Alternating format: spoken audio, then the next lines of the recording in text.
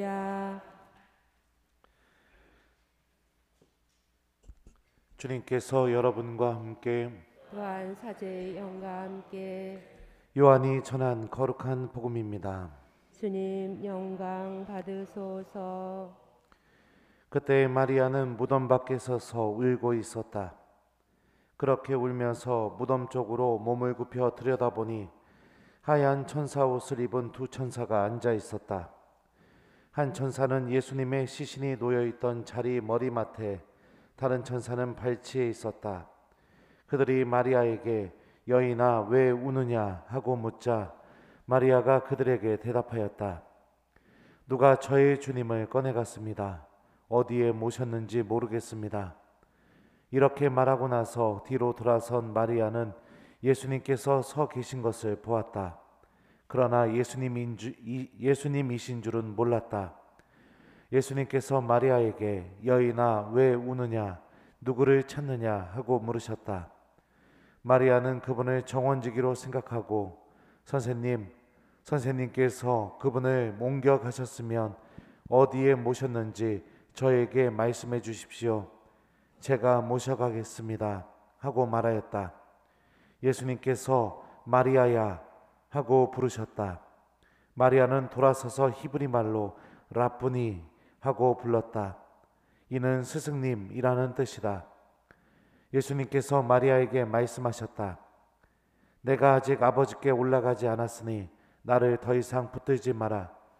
내 형제들에게 가서 나는 내 아버지이시며 너희의 아버지이신 분, 내 하느님이시며 너희의 하느님이신 분께 올라간다 하고 전하여라. 마리아 막달레나는 제자들에게 가서 제가 주님을 배웠습니다 하면서 예수님께서 자기에게 하신 이 말씀을 전하였다. 주님의 말씀입니다. 그리스도님 참여합니다. 오소서 성령님, 나는 내 아버지시며 너희의 아버지신 분, 내 하느님이시며 너희의 하느님이신 분께 올라간다. 안녕하세요. 어제부터 부활 8일 축제입니다. 우리가 미사 때마다 듣게 되는 독서와 복음 말씀은 8일 동안 예수님의 부활이 나에게 어떤 의미인지 이것을 계속해서 알려주는 목적을 가지고 있습니다. 그래서 오늘 독서와 복음 말씀도 부활이 어떤 의미인지 이런 관점에서 여러분들이 말씀을 묵상하면 그 메시지를 더 깊이 알아들을 수 있을 거라고 생각이 듭니다. 다들 자녀 있으시죠? 부모님도 있으시죠? 없으신 분도 있을 수도 있고. 자녀가 부모를 더 사랑할까요? 부모가 자녀를 더 사랑할까요? 부모가 자녀를 더 사랑하죠. 그죠? 예. 자녀가 아무것도 없으면은 부모님은 아무것도 없는 게 아무 상관이 없는 게 아니죠. 그죠? 항상 마음에 걸리고 노심초사하고 어떻게 하면 좀 잘 됐으면 좋겠네 이런 마음이 부모라면 누구나 다 이렇게 갖고 있는 것 같습니다. 저도 여러분들처럼 그렇게 자녀를 무조건적으로 사랑하는 부모님을 갖고 있습니다. 한 번은 그런 적이 있었어요. 지갑에 돈이 없었나 봐요. 제 지갑에. 근데 이제 사제관 책상에 올려놨었는데 어머니가 이제 오셔서 청소를 해주시다가 제 지갑을 열어봤나 봅니다. 돈이 한 푼도 없으니까 그게 참 딱하고 불쌍했는지 그 지갑에다가 10만 원을 이렇게 뚝 껴놓고선 그리고서 이제 요만한 종이에다가 신부님 돈 없으면 엄마한테 몰래 이야기하세요 이렇게 써놨던 적도 있습니다. 그런 거 보면서 어머니가 날 엄청 사랑하는구나 막 그런 생각이 들어요. 그래서 가끔은 돈이 좀 부족하면은 지갑을 어머니 가방에다 넣어놓을까 이런 생각도 들 때가 좀 있습니다. 예. 유학 마치고 한국에 들어왔었을 때 저는 8년 동안 외국에 있었거든요. 그러니까 공부만 하다 들어왔기 때문에 가진 돈이 이렇게 하나도 없었던 신부였습니다. 근데 들어오자마자 본당 신부로 발령을 받았는데 차가 없으니까 이걸 어떻게 해야 되나 나 큰일 났다 그랬다가 동창신부네 본당에 놀러 갔는데 그 동창신부 본당에 차가 여러 대가 있더라고요. 그래서 제가 본당 차를 뺏어오기는 뭐 해가지고, 야 네가 본당 차 좀 타고 다녀라, 나 네 차 좀 빌려줘, 이래가지고선 제가 동창신부 차를 빌려서 1년을 넘게 그 차를 뺏어가지고 타고 다닌 적이 있었습니다.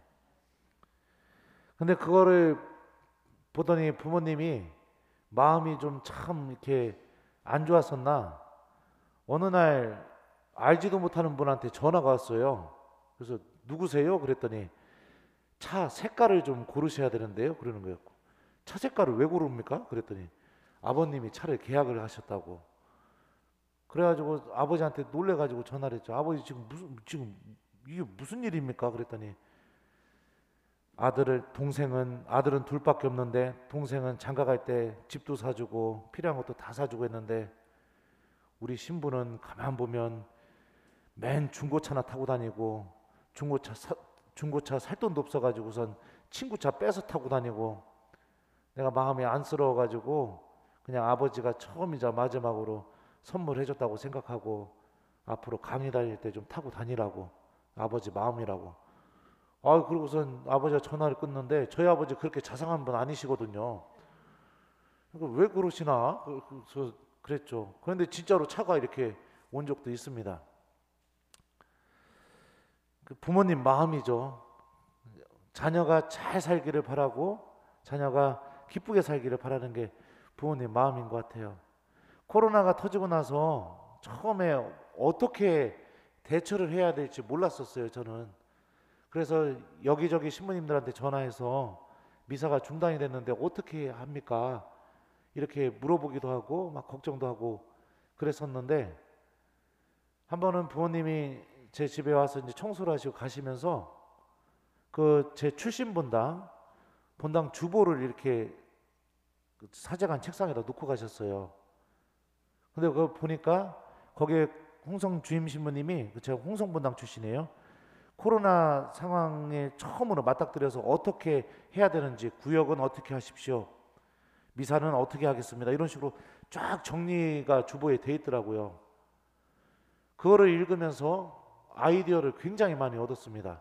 나도 이렇게 해야겠다. 그리고 요거는 나는 요런 방식으로 해봐야겠다. 이러면서 사목적인 아이디어를 이렇게 얻었었는데, 그러니까 부모님도 제일 먼저 생각나는 게 아들이었던 것 같습니다. 미사가 중단되니까 아이고 내 아들 신부 본당 어떡하나, 우리 본당 신부님은 이렇게 한다는데 이거라도 갖다 주면 아들 신부가 힌트를 얻어서 사목을 잘하겠구나, 그랬던 것 같아요. 그런 마음이 담겨 있었던 것 같습니다. 이처럼 부모와 자식과의 관계, 무조건적으로 사랑을 줄 수밖에 없는 관계죠. 그리고 부모와 자녀의 관계는 이 세상 그 어떤 것으로도 끊어놓을 수 없는 관계입니다. 가장 강력한 관계, 가장 견고한 관계가 부모와 자식 간의 관계라고 저는 생각해요. 제가 왜 갑자기 저희 부모님 이야기를 쭉 꺼내냐면, 오늘 복음을 보면 예수님께서 마리아 막달레나에게 다음과 같이 말씀하십니다. 나는 내 아버지이시며 너희의 아버지이신 분, 내 하느님이시며 너희의 하느님이신 분께 올라간다. 예수님의 이 말을 곰곰이 잘 따져보면 이제 하느님은 예수님만의 아버지가 아니라 우리의 아버지시도 되어주시는 것이고, 예수님만의 하느님이 아니라 우리들의 하느님, 나의 하느님도 되어주신다는 거죠. 구약 성경에 보면 하느님이 자기 자신을 소개할 때 어떻게 소개하시죠? 나는 아브라함의 하느님, 이삭의 하느님, 야곱의 하느님이다. 인간 개개인과 아주 구체적인 관계를 맺는 하느님이라고 자기 자신을 소개하는 것처럼, 아브라함, 이삭, 야곱, 거기에서 이제 끝나는 것이 아니라 베드로 신부의 하느님도 되어주시는 거고, 마리아 자매의 하느님도 되어주시는 거고, 그리고 또 스테파노 형제의 하느님도 되어주시는 거죠. 우리들과 아주 구체적으로 관계를 맺으시는 분이 되어주셨다. 이게 무엇을 통해서 이루어졌느냐? 바로 부활을 통해서 이루어졌다고 우리가 오늘 복음을 통해서 알 수가 있습니다. 그러니 하나님은 이제 정말로 나의 아버지가 되신 것입니다. 자녀가 고민을 무진장하고 있으면 어떡합니까? 엄마 아빠는 막 좋아가지고 드라마 보고 막 야 놀러 가자 이럽니까? 어떻게 해요? 무슨 일인데 무슨 일인데 그리고 얘기 들어보고 아이고 큰일 났네 이렇게 하죠. 네. 하느님도 똑같이 우리들과 그런 관계를 맺으신다는 겁니다. 이제 내가 갖고 있는 문제는 나만의 문제가 아니라 하느님도 고민하셔야 될 문제가 되는 것입니다.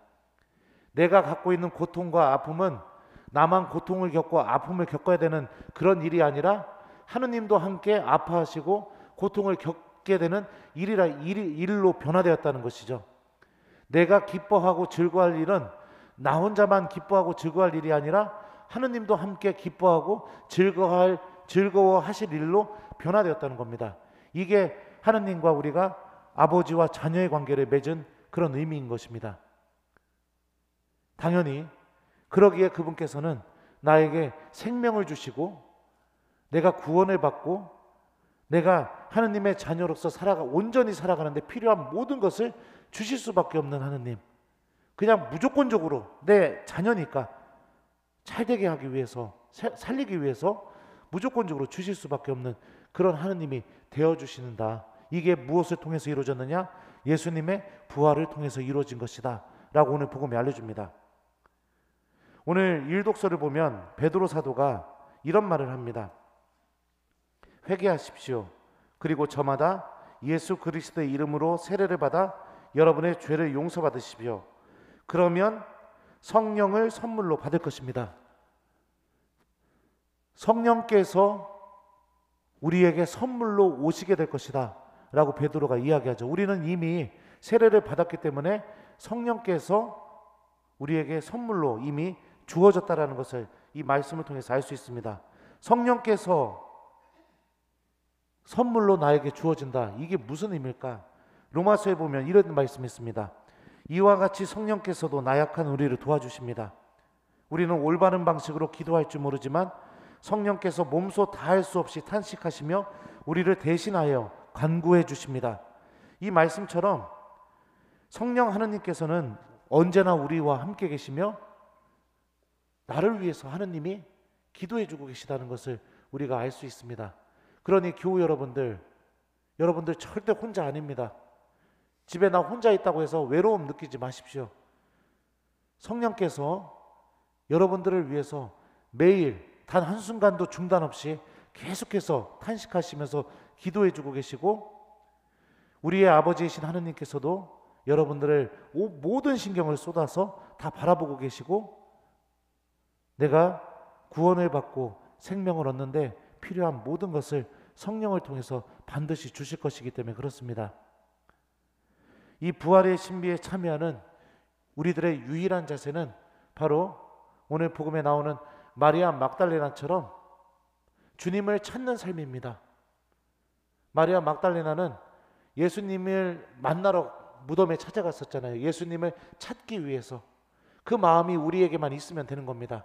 마리아 막달레나처럼 하나님을 찾으려는 마음, 그 마음을 갖고 있으면 예수님께서 찾아오셨던 것처럼 반드시 우리에게도 찾아오셔서 우리들 이름을 불러주실 것이고 우리들이 하나님의 자녀라는 사실도 느낄 수 있게 해줄 겁니다. 하나님을 찾는 마음으로 우리가 어디에 다가가야 될까요? 바로 저는 이 성체 앞이라고 생각합니다. 그러니 교우 여러분들 부활 8일 축제 동안 우리도 마리아 막달레나처럼 하나님을 찾는 마음으로 이 성체 앞에 머무는 시간을 자주 가져봤으면 좋겠습니다. 주님께서 우리들의 기도 안에서 베드로야, 마리아야, 스테파노야, 바오로야 이렇게 불러주시고 너는 나의 아들이다, 너는 나의 딸이다 라는 그런 이 하느님의 마음을 우리들의 기도 안에서 반드시 하느님께서 들려주실 거라고 저는 생각이 듭니다. 자, 그래요. 숙제 드릴게요. 우리는 부활을 통해서 하느님과 이 세상에서 가장 강한 관계, 절대로 끊어놓을 수 없는 관계를 맺었다. 이게 오늘 복음이 우리에게 주는 메시지죠. 이제 하느님은 우리 아버지시고 나의 하느님이시다. 우리들도 마리아 막달레나처럼 주님을 찾는 삶을 살게 되면 이런 하느님을 반드시 만날 수 있다는 것을 기억하면서 여러분들 오늘은 성체조배하기 너무 늦었으니까 집에 가셔서 주무시기 전에 우리 마리아 막달레나처럼 여러분들 내일 복음 말씀 좀 읽고 그 복음 말씀으로 기도하면서 예수님을 찾는 마음으로 말씀 안에 머무는 것을 좀 숙제로 드리도록 하겠습니다. 숙제는 집에 가셔서 내일 복음 한번 읽어보고 내가 제일 좋아하는 말씀으로 기도하기, 이게 숙제입니다. 나는 내 아버지시며 너희의 아버지신 분, 내 하느님이시며 너희의 하느님이신 분께 올라간다. 아멘.